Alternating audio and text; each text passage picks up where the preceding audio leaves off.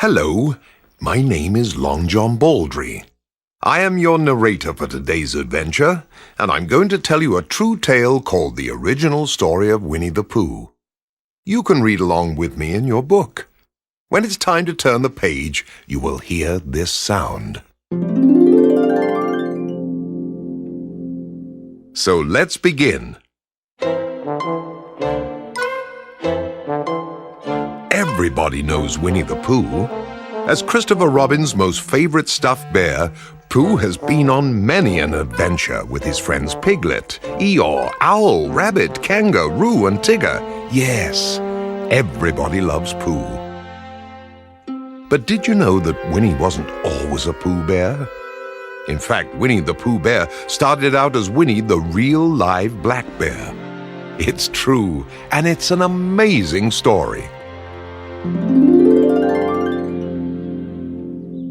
A long time ago, a handsome young man named Harry Colburn lived in a very nice city called Winnipeg, which is right in the middle of a very nice country called Canada.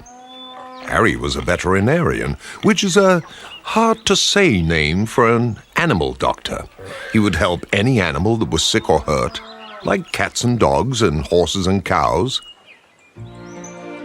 As our story begins, a war was being fought in Europe, which is a very long way from Winnipeg. Harry didn't like war, but he knew he had to do his duty. So he and a lot of other men left their regular jobs and became soldiers for a while. A train would take Harry and the soldiers to a boat, which would sail across the ocean to Europe. Now, because Winnipeg is in the middle of Canada, and because the boat was way over at one end of Canada, and because Canada is a very long country from the middle to way over at one end, it was going to be a very, very long train trip. So, in a little village called White River, the train stopped to give everyone a rest. Harry and the soldiers got off the train, breathed in the fresh, clean air, and decided to see what there was to see. On the station platform, an old hunter stood with a furry black bundle in his arms. It was a very curious black bundle. Being very curious himself, Harry approached the hunter and saw that the bundle wasn't a bundle at all. It was a bear, a small furry black bundle of real live bear. Harry tipped his cap, which is what soldiers do when trying to be polite. Good afternoon, sir. Beautiful day, isn't it? The old hunter grunted. Harry got right to the point. Say, that's a very nice bear you have there. Why are you holding it? The old hunter replied in a gruffly, grumbly, gravelly voice. Orphaned. Lost its mom and dad. Harry suddenly felt very sorry for the little bear. He wanted to help it, just like he did with the animals back home. Could I hold it? You can keep it. Too small for my liking. $20, and the bear's all yours. The hunter gently handed the bear over to Harry's waiting arms. It's a deal. So with one arm cradling his new friend, Harry searched in his pockets for the money and gave it to the hunter. Both men smiled. When Harry and the bear got back on the train, the soldiers laughed and made lots of jokes. Harry, what's with the bear? Phew, that is one smelly bear. But the soldiers were only having a little fun. They could see that Harry really cared about the little bear. And with all that fuzzy fur, the soldiers were quite sure that it was the cutest animal they'd ever seen. I think you need a name, my little friend. Harry looked at the bear and started to think. After quite a lot of hard thinking, Harry had decided. I've got it! I'll call you Winnipeg, after the best hometown in the world. A soldier nearby frowned. Too long. A real tongue twister. Harry thought even harder than before. Peggy? Another soldier yelled at Harry. Hey, that's my mom's name. How about Winnie? Everyone finally agreed. Perfect!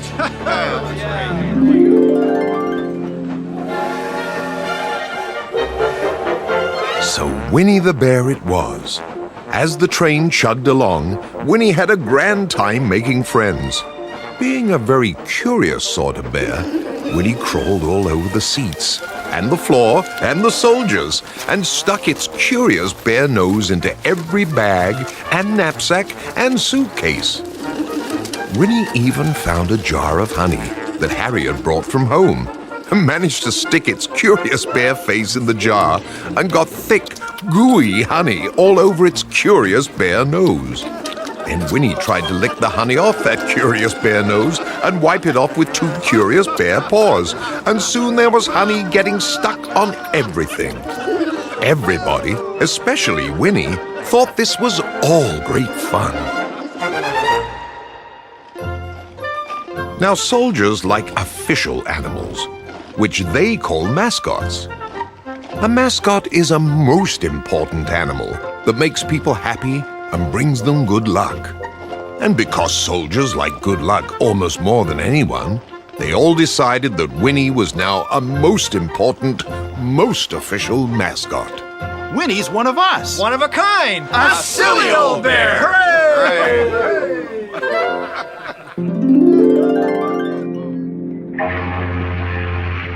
After a long time on the train, and a longer time on the boat, Winnie, Harry, and the rest of the soldiers finally arrived in a country called England, which is right next door to Europe. The soldiers would have to wait there for their turn to go to the war. Of course, while everyone was waiting, Winnie and Harry spent lots of time exploring. Sometimes the two friends visited a very big city called London, which has lots of interesting places for bears and people to explore. Winnie and Harry's favorite places were all the nice parks in the city. But their most favorite place was a park with a zoo in it, where all sorts of exotic animals and birds lived. Of course, Harry liked the zoo because he liked animals, and Winnie liked the zoo because, well, Winnie was an animal. One day, Harry and the soldiers were told that their turn had come to go to Europe and fight in the war. This was a big problem. They knew that war was no place for a bear, let alone people. What was Winnie going to do? As usual, Harry had been thinking the hardest, and he came up with a solution. Where's Winnie's most favorite place? The soldiers knew exactly where that was. The zoo in the park in London, of course. So we'll take Winnie to the zoo, and our most important bear can stay there till we come back. The zoo! Perfect!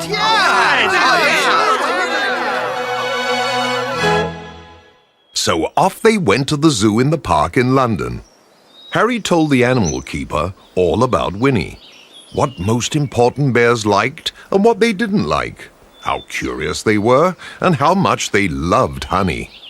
The animal keeper thought it was a splendid idea for Winnie to live at the zoo, and he picked out a very nice place where Winnie could stay.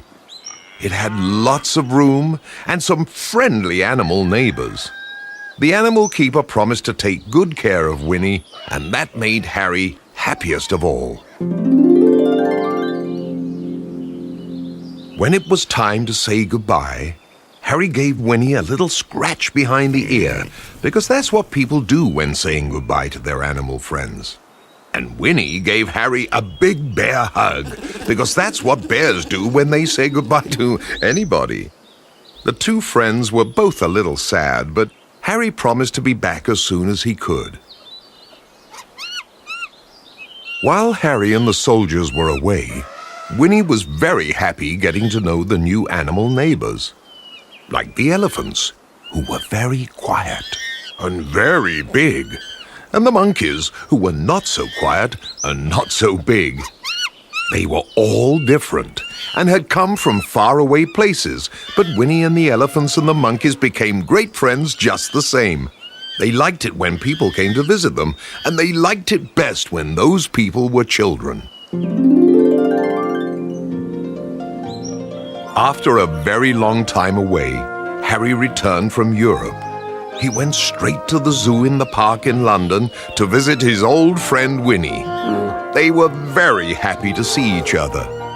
The animal keeper explained to Harry how Winnie was just about the friendliest bear that he had ever seen, and about all the children who loved to visit the friendly, fun-loving bear from Canada. Because Harry knew a thing or two about animals, he could see that Winnie was a very happy bear. He whispered something to the animal keeper, who smiled broadly. Wonderful idea, Governor. Make a lot of people and Winnie very happy. Harry leaned over to Winnie. I think we found you a home, silly old bear. All your animal friends and all those children who visit you would be very sad if I took you back to Winnipeg. So here you'll stay. The animal keeper laughed in agreement. Oh, that's perfect.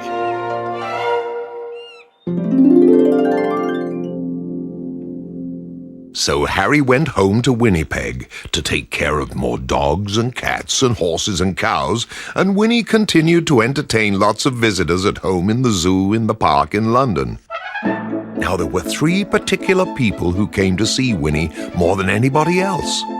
2 were grown-up men, and 1 was a little boy, not much taller than Winnie. The boy always carried a brown stuffed bear. The first time they visited, the brave little boy came as close to Winnie as he dared and whispered very politely, How do you do? My name is Christopher Robin Mill, but you can call me Christopher Robin for short. Christopher Robin held up the stuffed bear. Allow me to introduce you to Edward, who is not a real bear. He was given to me as a special present for my very first birthday. Christopher Robin pointed towards the 2 men who were reading the sign on Winnie's house. And that's my father and his friend, Mr. Shepherd. Winnie. Well, I'll be dashed. What a smashing name. Absolutely first-rate. Christopher's father, Mr. Milne, was a writer and knew a good name when he read one. When Christopher Robin heard what his father said, he scrunched up his eyebrows to help himself think. After much scrunching and thinking, he decided something. I believe it is time that Edward here had a new name. He held up the stuffed bear by both arms and looked at him nose to nose. Edward, old chum, from now on you are Winnie the Bear. But then Christopher Robin thought some more. Now wait a moment. There are lots of such and such bear names around. A name like Winnie needs something very special at the end.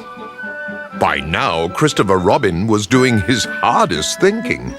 Pooh, that's it. Winnie the Pooh.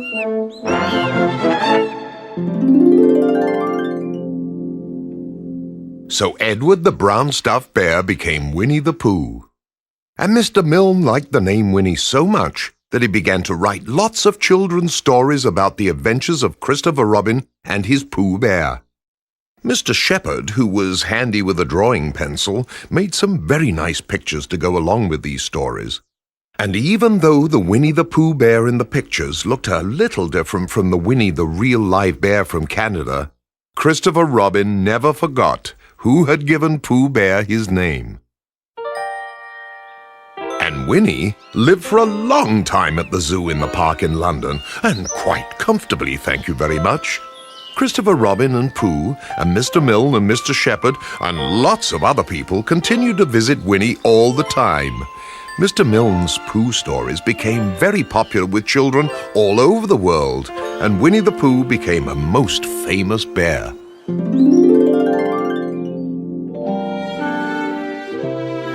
People have even put up statues of Winnie the Pooh. You can see them today. There's one in Winnipeg, which is still a very nice hometown. There are 2 in White River, which is larger than a village now. And there are 2 in the zoo in the park in London. Yes, everybody certainly loves Winnie the Pooh. So that's how a very real live bear from Canada became a most famous stuffed bear named Winnie. But where does Pooh come from? As in Winnie the Pooh? Well, that's another amazing story.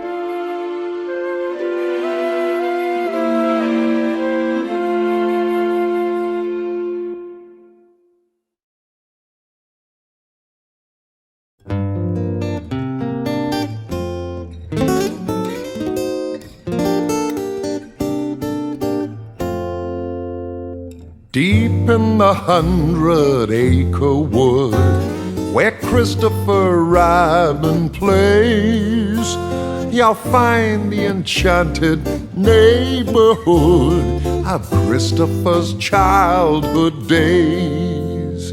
A donkey named Eeyore is his friend, and Kanga and Little Roo. There's Rabbit, there's Piglet, and there's Owl, but most of all, Winnie the Pooh. Winnie the Pooh, Winnie the Pooh, a tubby little cubby all stuffed with floppies. Winnie the Pooh, Winnie the Pooh, a willy-nilly silly old bear. Ooh, Winnie the Pooh, Winnie the Pooh, a tubby little cubby all stuffed with floppies. Winnie the Pooh, Winnie the Pooh, a willy-nilly silly old bear. I said a willy-nilly silly old bear. I said a willy-nilly silly old bear.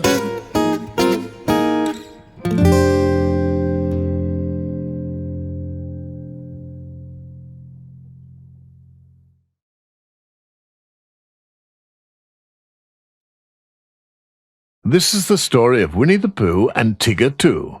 You can read along with me in your book. You will know it is time to turn the page when you hear the chimes ring like this. Let's begin now. Winnie the Pooh lived in an enchanted place called the 100-acre Wood. One day, while he was thinking in his thoughtful spot, he was bounced by a springy character with stripes. Hello, Pooh. I'm Tigger, T-I-G-G-R. I know. You've bounced me before. Tigger liked to bounce, especially on unsuspecting friends. Piglet was sweeping leaves when Tigger bounced him. All the leaves went flying. Hello, Piglet. That was only a little bounce, you know. I'm saving my best one for Rabbit. And Tigger bounded over to Rabbit's house. Rabbit was happily working in his vegetable garden when Tigger called out a greeting. Hello, long ears. No, Tigger, don't bounce! But Rabbit couldn't stop Tigger from bouncing. Vegetables went flying in all directions. A very discouraged Rabbit sat down on the ground. Tigger, just look at my beautiful garden. Yuck! Messy, isn't it? Tigger frowned in disgust. Messy? It's ruined. Oh, why don't you ever stop bouncing? Why? That's what Tiggers do best. And off Tigger bounced down the road.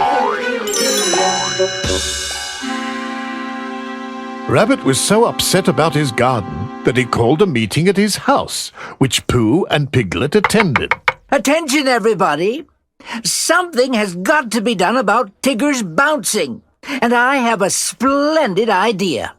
We'll take Tigger for a long explore in the woods and lose him.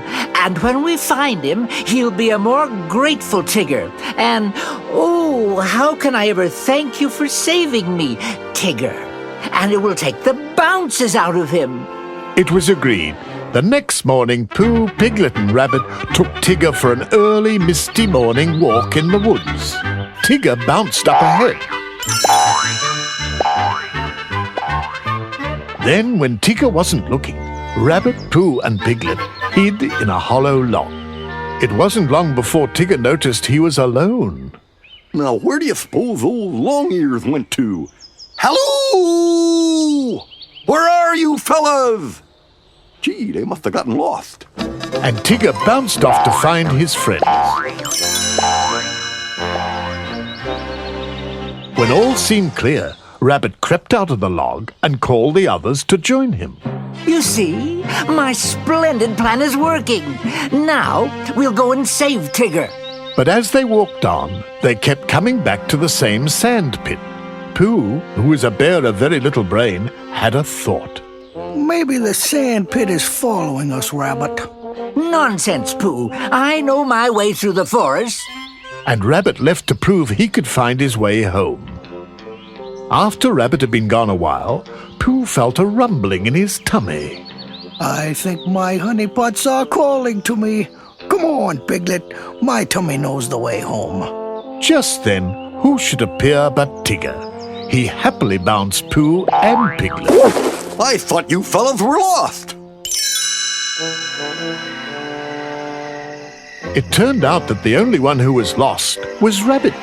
All alone in the dense woods, he jumped at every noise.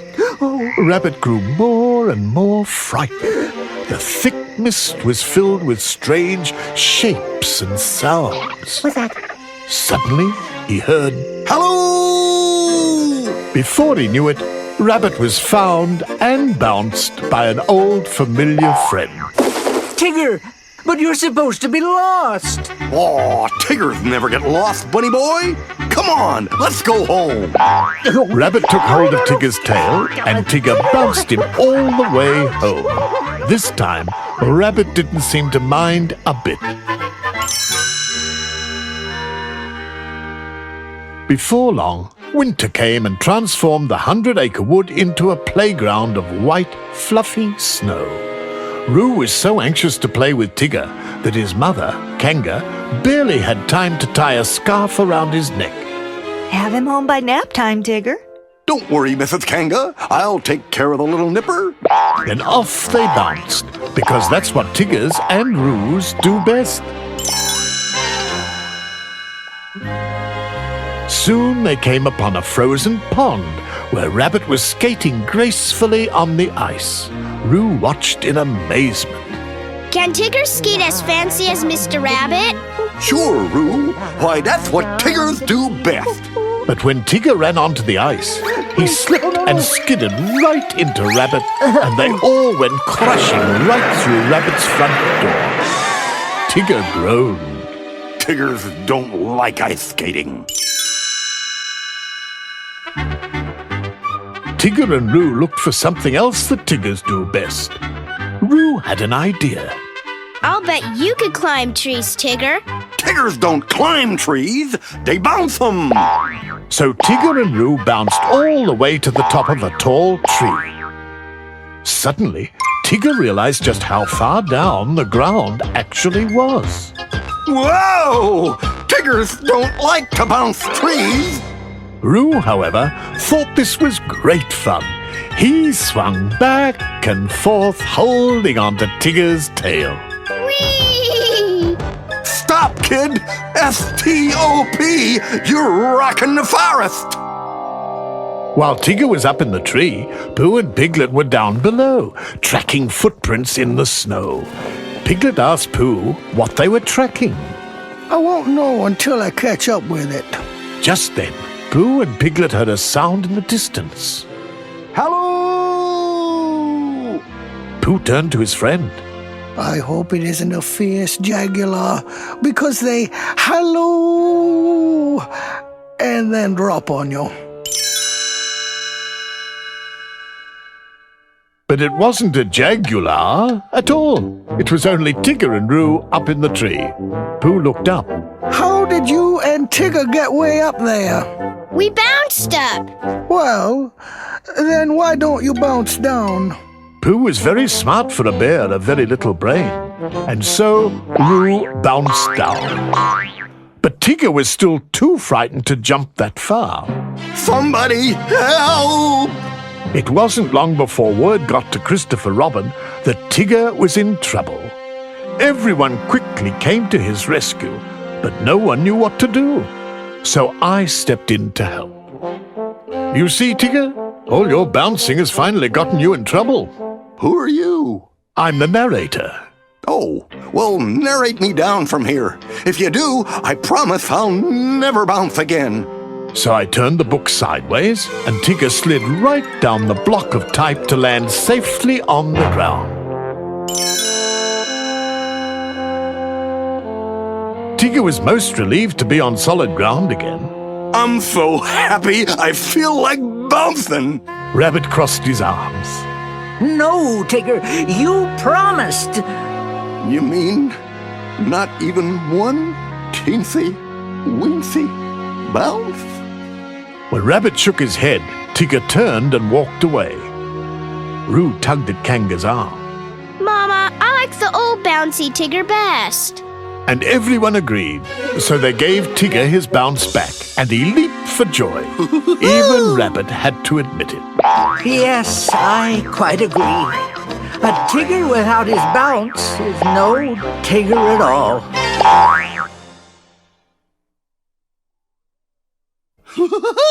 The wonderful thing about Tiggers is Tigger, they're wonderful things. Their tops are made out of rubber, their bottoms are made out of springs. They're bouncy, trouncy, flouncy, pouncy, fun, fun, fun, fun, fun. But the most wonderful thing about Tiggers is I'm the only one. I'm the only one.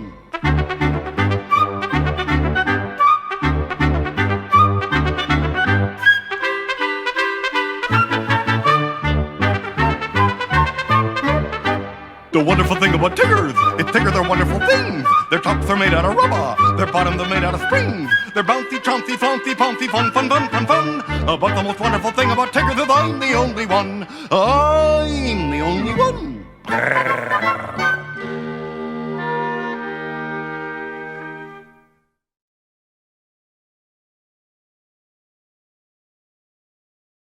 This is the story of Winnie the Pooh and the Honey Tree. You can read along with me in your book. You will know it is time to turn the page when you hear the chimes ring like this.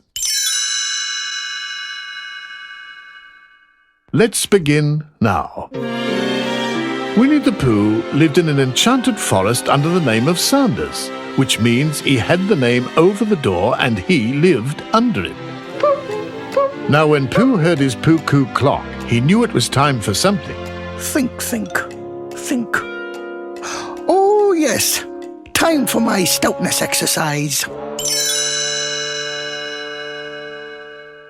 Pooh stood in front of his mirror and tried to touch his toes.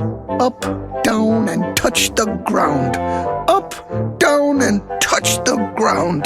But instead of making him thin, the exercise made Pooh hungry. So he went to his cupboard, got down a honey jar, and inspected his honey supply. Oh, bother. Empty again. Only the sticky parts left. Pooh put his head in the jar and tried to get at the last bit of honey when he heard a buzzing sound.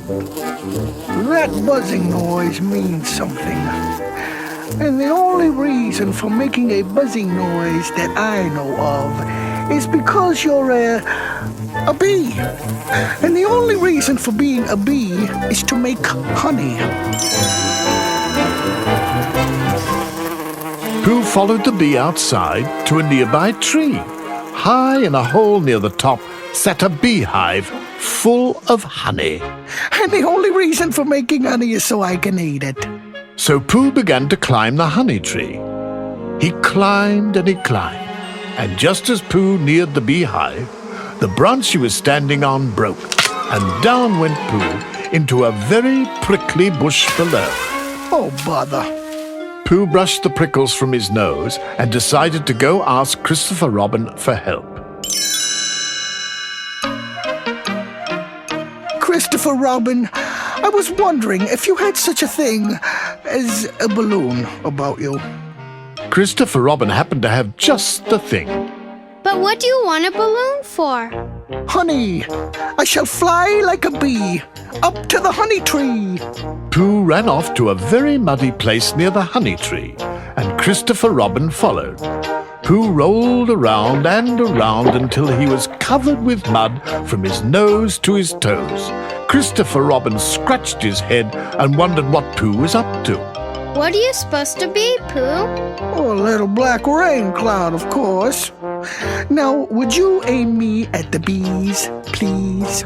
Christopher Robin handed Pooh the balloon and launched him into the air. Pooh rose higher and higher toward the hole in the top of the honey tree, and while he hovered outside, a bee flew from the hive and landed on Pooh's nose. Christopher Robin, I think the bees suspect something. Maybe it would help with the deception if you would open your umbrella and say, "Tut tut, it looks like rain." So Christopher Robin opened his umbrella and paced back and forth beneath it. Tut tut, it looks like rain. The little bee, however, was not fooled. He knew the difference between a rain cloud and a hungry Pooh bear. So he flew at Pooh and stung him directly on his softest spot. Oh! Pooh swung left, then right, then quite by accident swung his very sore bottom into the hole in the tree. Oh dear. I'm stuck. In no time, the bees inside the tree created a mighty force, and they pushed Pooh out of the hole, sending him shooting across the sky. The balloon sputtered, and Pooh came tumbling downward. Oh bother. I think I shall come down now. Pooh fell from the sky with the bees in hot pursuit. Christopher Robin gently caught him, and together they ran to the muddy place and jumped in. Christopher Robin opened his umbrella, and they hid beneath it as the bees buzzed past. The bees did not bother them any more that day. Once Pooh began thinking about honey, he just couldn't stop. So he made his way to Rabbit's house for a light honey snack. Hello, Rabbit. Oh, dear. Hello, Pooh Bear. What a surprise. Well, how about lunch? Pooh sat himself down at the table and tied a napkin around his neck. Rabbit knew perfectly well what Pooh was hungry for. He reluctantly pulled out a honey jar and offered it to Pooh. Thank you, Rabbit. Just a small helping, please. Pooh helped himself to Rabbit's honey, and he ate, and he ate, and he ate, and he ate, until there was no honey left. None at all? Not a drop. Finally, in a very sticky voice, he excused himself. I must be going now. Goodbye, Rabbit.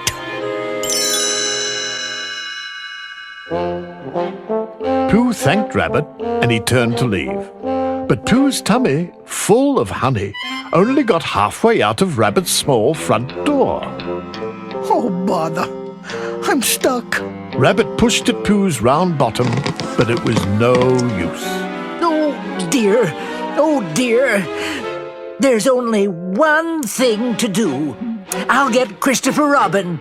Rabbit hurried out of the side door to find his friend.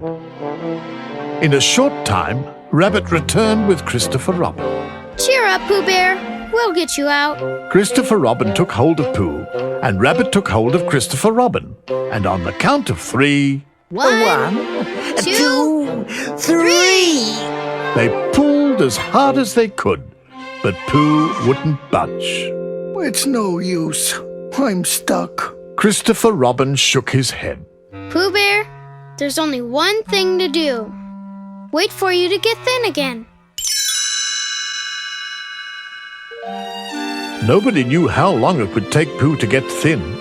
So poor Rabbit tried to make the best of the situation by decorating Pooh's bottom with a picture frame and some antlers. There, a hunting trophy. Ah, I know what it needs.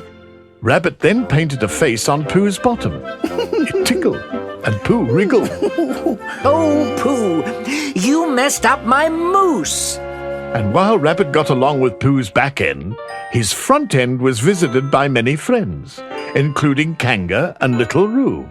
Pooh, Roo has a little surprise for you. Roo handed Pooh a big bouquet of flowers. Pooh took a deep sniff. Honeysuckle. Thank you, Roo. Day after day, night after lonely night, Pooh waited to get thin. And while he waited, who should pop up one night but his good friend Gopher?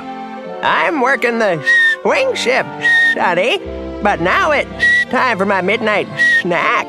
Gopher opened his lunchbox and inspected its contents, while Pooh looked on with a hungry, feed-me sort of look. Let's see here. Summer squash, succotash, spiced custard, and honey. Pooh brightened at the sound of his favorite word. Honey? Could you spare a small smackerel? But before Pooh could attempt to taste, Rabbit whipped out of his side door and planted a large sign next to Pooh. Don't feed the bear. Poor Pooh. Gopher quickly went back to work, and Pooh continued his long and very hungry wait. And then, one morning when Rabbit was beginning to think that he might never be able to use his front door again, it happened. He leaned up against Pooh's bottom and... He budged! Christopher Crabbin! Christopher Rabbit! He binged! He badged! He booched! Today is the day! Almost everyone in the 100-acre wood came running to help. From inside his house, Rabbit pushed frantically on his end of Pooh, while outside everyone else pulled on the other end. Heave-ho! Heave-ho! They tugged and they pushed and they pulled and they shoved with all their might, until suddenly Pooh shot out of the hole and flew high overhead into the treetops, where he landed in the hole in the honey tree. Christopher Robin called from down below. Don't worry, Pooh. We'll get you out. No hurry. Take your time. For you see, Pooh had landed right in the middle of the beehive and some very yummy honey. Yum, yum. Bears love honey, and I'm a Pooh Bear. Yum, yum, yum, yum. Time for something sweet. Christopher Robin shook his head and grinned. Silly old bear.